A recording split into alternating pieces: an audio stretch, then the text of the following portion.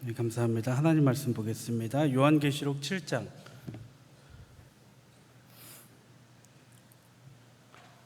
요한계시록 7장 1절에서 4절 그리고 9절 10절 보겠습니다.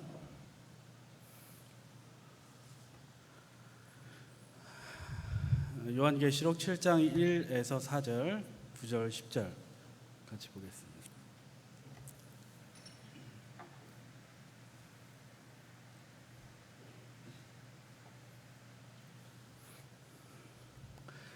네, 우리 번갈아서 읽고 마지막 같이 읽겠습니다. 제가 먼저 읽겠습니다. 이 일 후에 내가 내 천사가 땅 내 모퉁이에 선 것을 보니 땅의 사방에 바람을 붙잡아 바람으로 하여금 땅이나 바다에나 각종 나무에 불지 못하게 하더라. 또 봄에 다른 천사가 살아계신 하나님의 인을 가지고 해돋는 데로부터 올라와서 땅과 바다를 해롭게 할 권세를 받은 내 천사를 향하여 큰 소리로 외쳐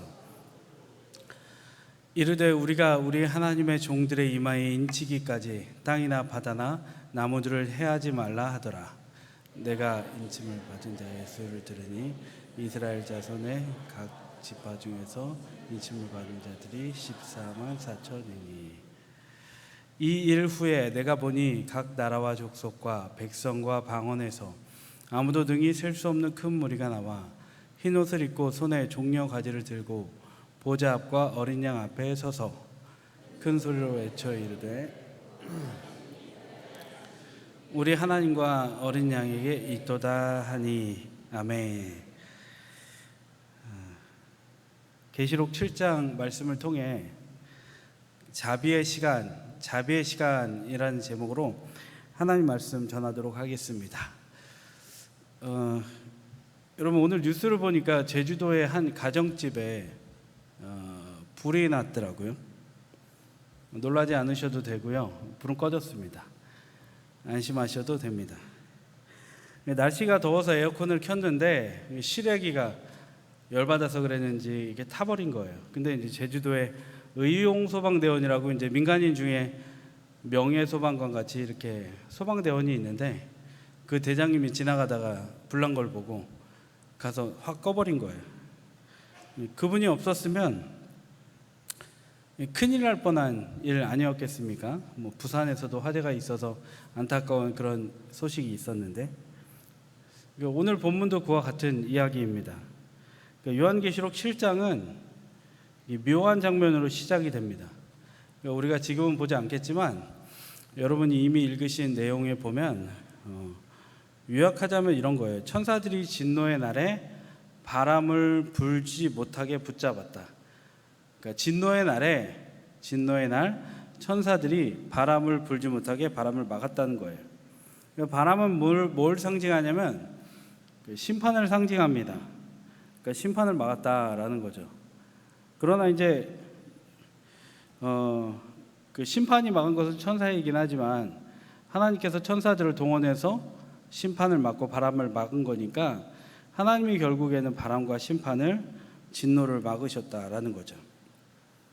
그러므로 여기서 우리가 알 수 있는 것은 무엇입니까? 하나님은 모든 것을 주관하신다는 거예요. 하나님은 진노 가운데에도 하나님은 심판하시고 그리고 심판 가운데에도 하나님은 사람들을 버려두지 않는다는 거예요. 여러분 이것을 믿으시기를 주님의 이름으로 간절히 축복합니다. 오늘 본문은 이제 세 가지로 나눠서 보겠는데요. 자비의 하나님에 대해서 세 가지로 나눠서 보겠습니다. 먼저 첫 번째로 하나님은 왜 바람을 잡으셨는가? 하나님은 왜 바람을 잡으셨는가? 아까 천사들 통해 바람을 잡았다 그랬죠. 두 번째로는 어떤 방법으로 하나님은 심판과 바람을 막으셨는가? 어떤 방법으로 심판과 바람을 막으셨는가? 그리고 끝으로는 심판의 바람, 이것을 피한 자들이 나오잖아요. 성경에 나오는데 어떻게 그들은 반응하는가? 첫 번째로는 하나님은 왜 심판의 바람을 막으셨는가? 두 번째로는 어떤 방법으로 심판과 바람을 막으셨는가?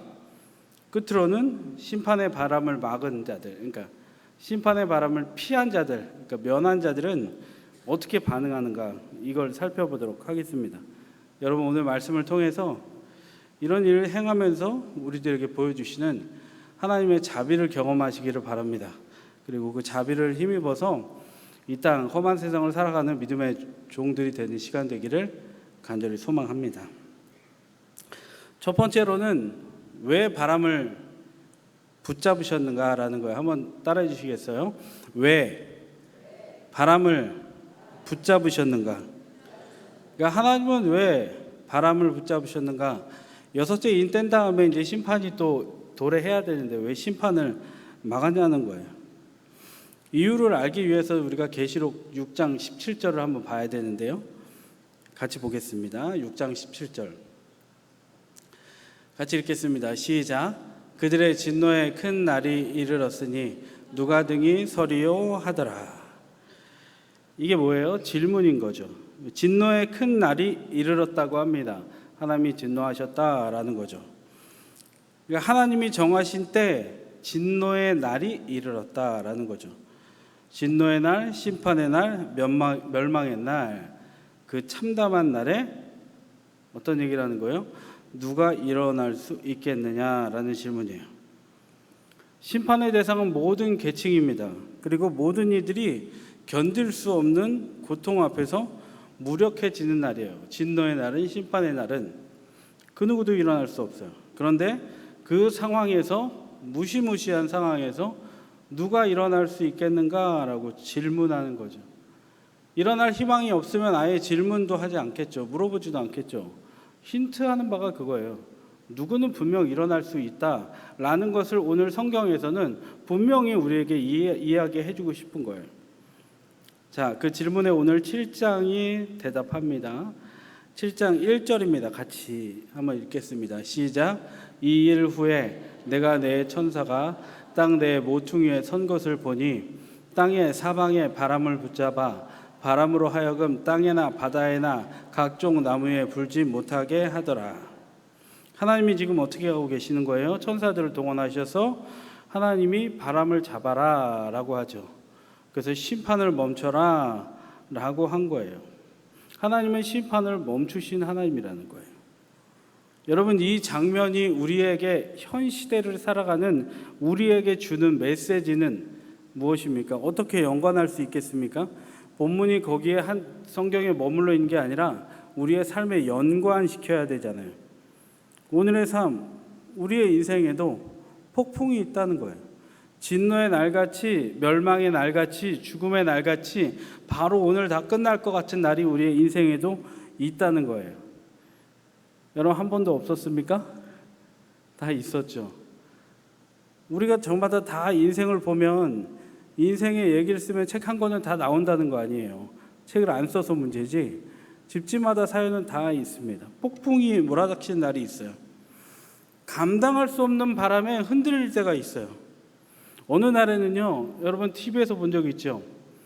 우리나라는 그렇게 센 바람 안 불지만 중국이나 미국 허리케인, 토네이도 불면 사람이 날아가고 막 다 날아갑니다. 그렇게 우리의 인생에도 내가 날아갈 버릴 것 같은 때가 있습니다. 그러나 하나님은 그때에도 어떻게 하신다는 거예요? 하나님은 바람을 멈춰 주신다는 거예요. 여러분, 아멘이십니까? 심판을 멈춰 주십니다. 아멘이십니까? 근데 여기서까지만 보면 그냥 너무 하나님을 하나님 이런 분이지 라고 생각하면서 그냥 뻔뻔하게 하나님 멈추시니까 내게 고난이 와도, 문제가 있어도, 아니면 내가 뭘 잘못했어도 하나님 심판 멈춰주시는 분이니까 나는 그냥 면제 받겠지, 이렇게 생각하는 것은 일견 맞는 부분이기는 하지만 하나님이 기뻐하시는 우리의 영적 자화상은 아니라는 거예요. 그래서 우리가 진노를 멈추시는 분 하나님이라는 것을 생각하기 이전에 이 시간 한번 짚어보고자 하는 게 있어요. 그것은 뭐냐면 우리에게 불어온 고난의 바람, 심판의 바람, 멸망의 바람, 때론 자녀를 키우면서 다 끝난 것 같고 애가 너무 커서 이제 내 말이 들어가지도 않고 남편의 문제로 멸망할 것 같고 정말 여기서 다 끝난 것 같고, 건강 문제로 다 끝난 것 같고, 여러 가지 문제로 다 끝난 것 같을 때 그냥 하나님 다 고쳐주시고 치유해 주시고 해방시켜 주겠지, 이게 아니라 그런 문제가 우리에게 왜 왔냐라는 거예요. 그런 심판의 바람이 어디서부터 왔냐는 거죠. 바람의 특성은 뭐예요? 어딘가로부터 불어온 지점이 있다는 거예요. 결론적으로 말씀드리면 우리 죄로부터 그 바람이 불어왔죠. 나비 효과 아십니까? 밖에 돌아다니는 바람은 나비 한 마리가 퍼더덕 날개짓 쓰였을 때 그 바람에 의해서 큰 바람이 불어온다는 나비 효과예요. 근원이 있다는 거예요. 여러분, 지금 밖에 비가 억수로 오는 거 아십니까? 비를 뚫고 오신 여러분들은 하나님의 택함 받은 자들인 줄 믿습니다. 그리고 비가 많이 와서 못 오신 분들도 하나님이 택하셔서 영상으로 예배드리게 하시는 줄 믿습니다. 근데 밖에 비가 오잖아요. 이번 비는 북태평양 고기압이 우리나라 남쪽 지방에서, 태평양 쪽에서 올라와서 쭉 올라오는 거예요. 고기압이. 근데 이제 우리나라 북쪽에서 저기압이 내려와요. 북단은 추우니까. 더운 바람 고기압이 바다로부터 올라오는데 저기압이 위에서부터 내려오니까 어디에서 만나요? 중부지방, 전북지방에서 그 딱 허리에서 만난 거예요. 그래갖고 지금 우리가 그렇게 비를 많이 맞이하게 된 거죠. 바람의 시작이 어디예요? 우리나라 북쪽, 그리고 밑에 남쪽 어딘가에서 불어온 거예요. 그래서 비가 와라락 내리고 있는 거죠. 예를 들면 그렇다는 거예요. 종말의 때에, 진노의 날에 우리에게 불어오는 바람, 이제 종말이 오지 않습니까? 이 지구는 이제 지구 끝나는 날이 있어요. 그 날에, 종말의 날에, 진노의 날에 불어오는 바람은 그 근원이 어디냐는 거예요. 심판의 바람은 어디에서 불어왔냐는 거예요. 어디에서 불어왔을까요? 북쪽하고 남쪽에서 불어와가지고 비가 내린 것 같이 지구 멸망의 날의 바람은, 심판은 바람이 불기 시작한 지점이 어디라는 거예요? 아담과 하와가 죄를 지은 선악과를 먹었던 거기에서 퍼더덕거려서 바람이 불기 시작했다는 거예요. 그래서 그 진노의 바람이 어디까지 온 거예요? 지금 우리에게까지 온 거예요. 여러분, 너무 어려우십니까? 인생에 불어오는 바람의 근원은 전부 다, 그러니까 본질적으로 어디냐면 우리의 죄로부터 왔다는 거예요. 인간의 죄로부터 말미암았다는 거예요. 이 땅에서 인간이 죄를 지으니까 죄의 바람이 불어온 거죠. 근데 하나님의 공의의 바람이 하늘로부터 내려오니까 하나님의 공의와 이 땅의 죄의 바람이 만나 어떻게 되는 거예요? 하나님의 심판이 임하는 거예요. 여러분, 우리는 인생을 살면서 이런 고민을 할 때가 있어요. 왜 나에게 이런 일이 생겼을까? 고난이 올 때, 심판이 올 때, 왜 하나님은 나를 외면하실까? 의심합니다. 아우슈비츠 수용소에 어떤 사람이 죽어가면서 가스실에서 안타까운 죽음을 맞이했지만 이곳에 하나님 계시지 않는다. 아무데도 보이지 않는다. 그러므로 나는 하나님을 떠난다. 이렇게 하고 그냥 죽었어요. 우리도 마찬가지예요. 신앙하면서 고난이 올 때, 심판이 올 때 하나님은 날 외면하는구나.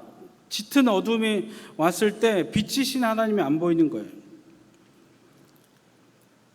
근데 우리가 어떤 존재인지를 먼저 알아야 되는 거예요. 그때 고난이 왔을 때 그냥 하나님 살려주시겠지, 이것이 아니라 하나님, 이것이 나의 죄로부터 온 고난입니다.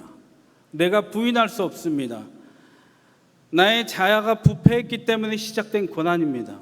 하나님은 에덴에 보내셔서 그곳에서 인간들이 잘 먹고 잘 살기 바랬어요. 근데 인간이 하나님을 부르고 찬양해야 되는데 자기의 이름을 부르기 시작했다는 거예요. 인간은 다 하나님 되려 하는 자들이에요. 이 땅에서도 다 하나님 되려 하는 자들이에요. 이 땅에서도 좀 과하게 말하면 만능이 되고 싶어 하는 자들이에요. 어느 부분은 내가 꼭 도달해야겠다라고 하는 자들이에요. 자식만큼은 포기 못하고, 경제만큼은 포기 못하고, 건강만큼은, 내 명예만큼은, 자존심만큼은 포기 못하고, 하나님의 이름을 부르기보다 나의 이름, 나의 가족을 부르는 것에 혈안이 되어 있는 인간이라는 거예요. 하나님은 그런 인간을 바라보시면서 하나님은 무엇을 하셨습니까? 에덴에서 쫓아내시면서 그때부터 인간들에게 찾아온 것이 무엇이에요? 고난이 찾아온 거예요. 죄가 틈이 파니까 살인이 일어났고, 시기와 분쟁이 일어났고, 나눠짐이 일어난 거죠. 그러니까 지금 우리가 겪게 되는 고난, 심판이 있을 때 맹목적으로 하나님 치료해 주시겠지, 하나님 고쳐 주시겠지, 하나님 용서해 주시겠지, 이것이 아니라 하나님 앞에 회개하기를 바랍니다. 이 모든 것들의 악이 나의 죄로부터 시작됐습니다. 원죄로부터 시작되었고, 하나님 내가 살면서 짓는 자범죄로부터 이 심판과 고난이 시작되었습니다 라고 하나님 앞에 나아가야 하는 태도가 먼저인 줄로 믿습니다. 하나님은 이 고백을 받아내기 위해서 때로는 그런 심판도 주시고, 때로는 그런 어려움도 주신다라는 거예요. 그런 자아의 죽음이 아니면 우리는 도저히 하나님을 찾을 수 없는 사람이니까요. 그 단계를 통과했을 때 하나님은 어떻게 하신다는 거예요? 하나님은 심판을 멈춰 주신다. 하나님은 인간에게 자비를 주신다. 바람을 멈춰 주신다. 여러분, 그런 하나님이신 줄 믿습니다. 깨닫게 하시고 하나님은 돌이켜 주시는, 심판을 멈춰 주시는 진노의 날에 진노가 우리에게는 멈추는 은혜를 하나님 주신다는 거예요. 예레미야 3장 31절에 33절에 보면 이런 말씀이 있습니다. 같이 한번 읽겠습니다. 시작. 이는 주께서 영원하도록 버리지 아니하실 것이며, 그가 비록 근심하게 하시나 그의 풍부한 인자하심에 따라 긍휼히 여길 것임이라. 주께서 인생으로 고생하게 하시며 근심하게 하심은 본심이 아니시로다. 아멘. 이처럼 심판하시나 심판 유예하시고 회개의 기회를 주시는 하나님께 나아가면서 고난과 심판과 어려움과 문제 가운데 하나님께 나의 상태를 점검받으시고 하나님의 자유케 하심, 심판을 멈춰주시는 은혜를 경험하는 저와 우리 모두가 되기를 주님의 이름으로 축복합니다. 두 번째로, 하나님은 자신의 백성을 보호하시는데요, 어떤 식으로 보호하시냐면 인치는 방법으로 보호해 주신다라는 거예요. 3절입니다. 3절 같이 읽겠습니다. 시작. 우리 하나님의 종들의 이마에 인치기까지 땅이나 바다나 나무들을 해하지 말라 하더라. 하나님의 인을 가진 천사가 있다는 거예요. 근데 여기 하나님께서 뭐라고 하시냐면, 하나님께서 어떻게 일을 만들어 가시냐면, 하나님의 종들이 인침을 받을 때까지 심판을 중단하라, 이렇게 요청하십니다. 하나님의 백성들을 보호하시는 방법이 뭐냐면 하나님의 인을 쳐서 하나님의 사람들을 보호하십니다. 이처럼 하나님은 환난의 때에 백성들을 따로 떼어서 이마에 인을 찍고 구분하면서 지키신다는 거예요. 인이 뭐예요? 인이 도장이죠. 하나님은 하나님의 종들에게 도장을 찍어서 보호하신다는 거예요. 구약에도 보면 이와 유사하게 하나님의 사람을 구분했거든요. 출애굽기 23장에 보면 제사장이 나옵니다. 근데 제사장의 이마에 뭐 각종 에봇 이런 옷들을 다 입었는데 이마에 뭐가 있냐면 터번이라는 게 이렇게 씌워져 있습니다. 터번에는 여호와께 성결이라는 글자가 새겨져 있어요. 터번에. 그래서 그것을 이렇게 두르고 있습니다. 이마에.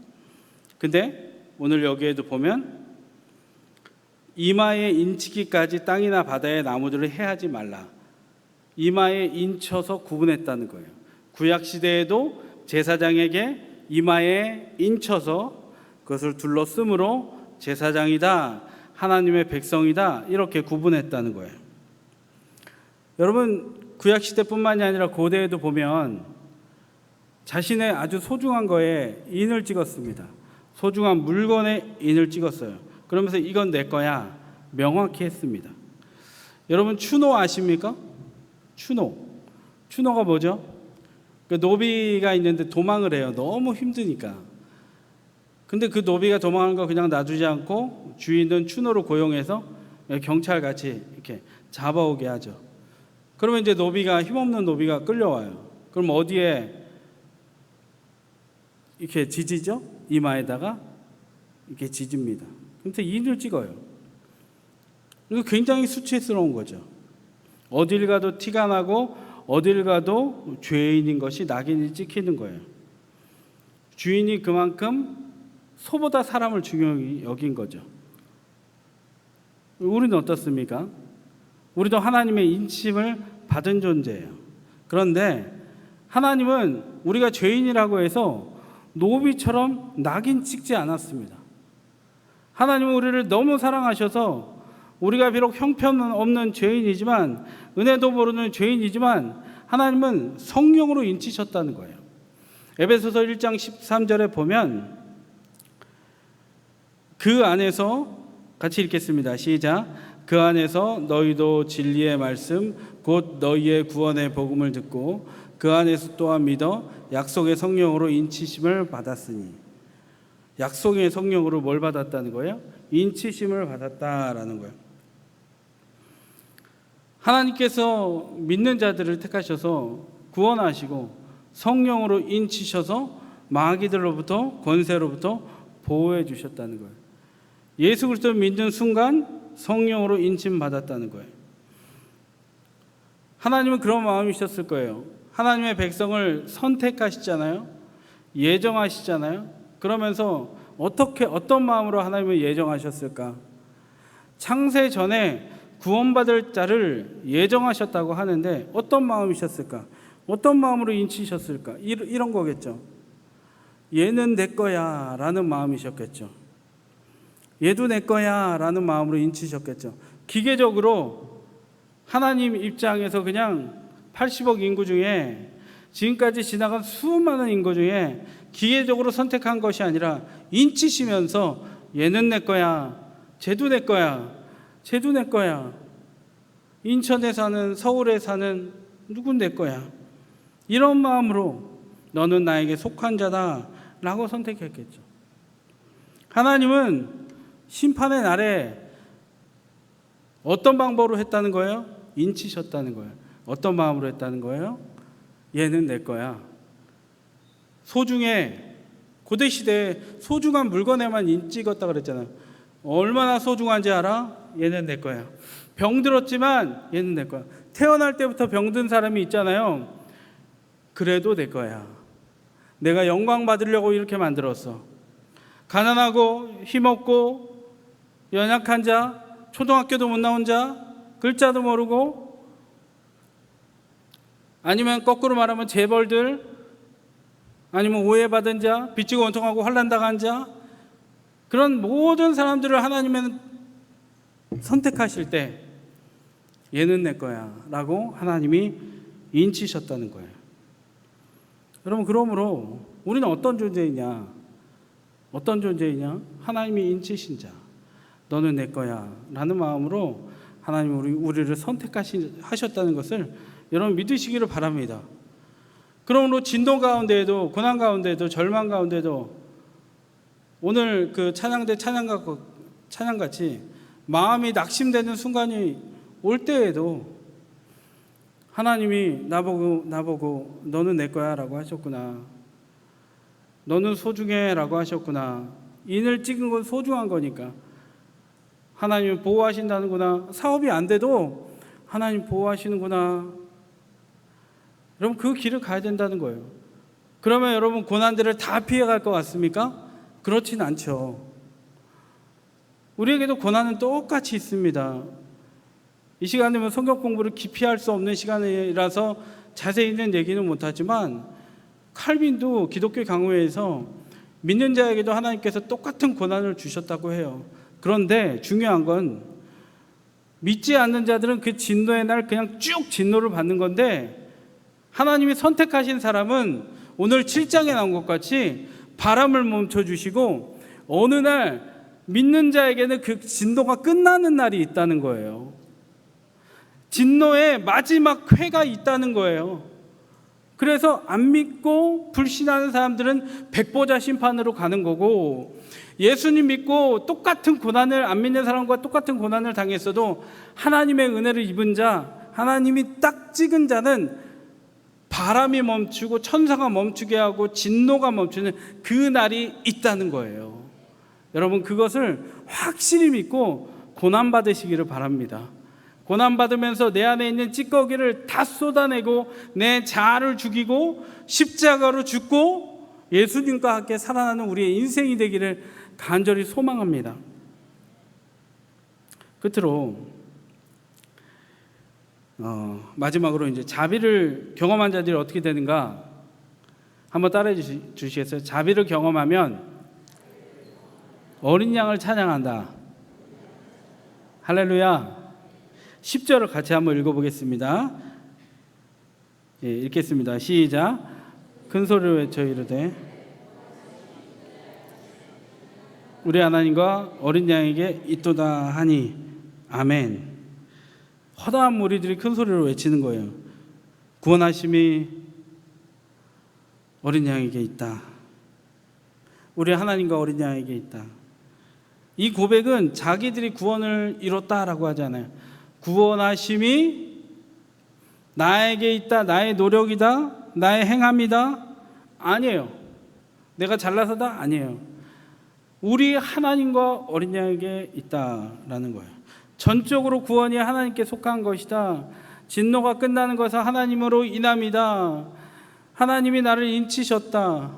하나님이 나를 구원하셨다. 이건 모든 것은 하나님과 어린 양에게 이 영광을 돌린다. 여러분, 이 찬양을 이때 비로소 이걸 다 깨달으면 찬양할 수 있는 거예요. 여러분, 이 요한계시록은 초기 기독교인들, 로마의 압제로 고통당하는 자들에게 소망을 주기 위한 책이에요. 어려운 책이 아닙니다. 서신서예요. 막 그 영화로 만들어야 될 것 같은 계시록 22장 22편까지 만들어 갖고 막 시꺼멓게 뭔가 등장하고 이런 건 절대 아닙니다. 소망의 복음이에요. 소망의 복음. 초대 교회인들은 어려운 가운데 있었어요. 진노 가운데 있었어요. 이 진노가 언제 끝날 것인가 너무 힘들어하던 삶을 살 법한 환경 가운데 있었어요. 그때 요한은 이걸 쓰면서 이렇게 소망하게 한 거예요. 진노의 날 같고 심판의 날 같고 너무 바람이 세차게 불어서 날아갈 것 같지. 예수님 믿는 믿음을 지키기가 너무 어렵고 옆에 있는 사람은 끌려가서 사지가 찢겨 죽이고 기름통에 던져져서 죽지. 그러나 그럼에도 불구하고 그런 아픔과 고통이 진노와 같은 것이 끝나는 날이 있다. 그것이 끝나는 날이 있다. 불신자들, 그리스도인들을 핍박하는 자들은 백보자에 가서 결국에는 심판받고 계시록 20장에 나온 것 같이 그 날에 진노를 끝까지 받을 수밖에 없지만 우리 믿는 자들에게는 고난의 끝이 있다. 그때가 언제인가? 진노의 날이 끝이 이를 때, 하나님이 정하신 때에 우리의 고통은 끝난다. 하나님이 우리를 인치시고 구원하심을 나는 반드시 믿는다. 그런데 이 고통이, 어려움이 애매히 당하는 고난이 아니라 나의 죄성 때문에 온 것이고 나의 연약함 때문에 온 것이고 내가 욥이 아닌 이상 내가 하나님 앞에 회개함으로 나아가야 하는 지금 삶의 순간이구나. 이렇게 주님 앞에 나아가면 깨끗한 자아로 우리가 거듭나게 될 줄로 믿습니다. 말씀을 맺겠습니다. 하나님의 인이 우리에게 있습니다. 하나님이 있다는 것은, 하나님의 인이 우리에게 이마에 찍혔다는 것은 우리가 세상과 다른 거룩한 존재로 구별되었다는 거예요. 동시에 그에 걸맞는 믿음과 삶의 모습으로 우리가 살아가야 한다는 하나님의 요구이기도 합니다. 그러니까 그냥 입맞지 않은 자 같이 살지 말고 고난의 때에도 또 평시에도 하나님의 사람답게 회개와 기쁨과 감사로 살아가는 여러분 믿음의 종들 되시기를 바랍니다. 하나님은 폭풍 가운데에도 풍랑 가운데에도 그 바람을 붙잡고 계십니다. 믿는 자에게서는 고난이 영원하지 않습니다. 하나님이 그 고난을 끝나게 하시는 때가 분명히 있습니다. 그때마다 힘들 때마다 어려운 일 올 때마다 하나님이 내 영혼에 새겨주신 이마에 새겨주신 인을 기억하시기를 바랍니다. 그리고 우리를 보호하시고 지키시는 나의 진정한 소유주가 하나님임을 감사하고 믿음으로 선포하시기를 바랍니다. 자비로우신 하나님의 은혜로 우리가 다 살 수 있습니다. 담대히 그 자비를 믿고 은혜 가운데 서 있기를 바랍니다. 우리와 동행하시는 그 은혜에 감사하면서 주님을 높이고 찬양하는 하나님을 찬양하고 어린 양을 찬양하는 믿음의 종들 되시기를 축복합니다.